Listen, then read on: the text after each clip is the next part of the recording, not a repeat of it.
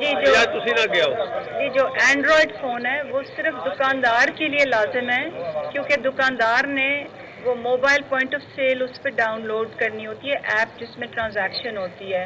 मगर जो लोग होते हैं जो रियायत से मुस्तफ़ीद होंगे, उनके लिए कोई ज़रूरी नहीं है कि उनके पास एंड्रॉयड फ़ोन हो। वो किसी भी फ़ोन से अपना वो कर सकते हैं, SMS कर सकते हैं, रजिस्टर कर सकते हैं, और फिर उनको दुकान में सिर्फ अपना फीचर फ़ोन और अपना शिनाख्ती कार्ड लाना होता है। तो एंड्रॉयड फ़ोन वजाहत मैं कर दूँ, लोगों के लिए ज़रूरत नहीं है। और बात सुने ना, बीबी ने ये कहा है कि एंड्रॉयड फ़ोन जो है वो सिर्फ जो दुकानदार है उसके पास होता है, और होना भी चाहिए उसके अंदर, फिर वो जो ऐप है वो आ जाती है।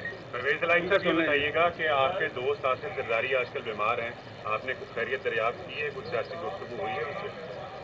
नहीं, मेरे काफ़ी अर्सा हो गया गुफ्तगू नहीं हुई, तो उनके पास अपने हॉस्पिटल्स हैं, डॉक्टर्स हैं, वो हो जाएंगे फिर तक इंशाल्लाह।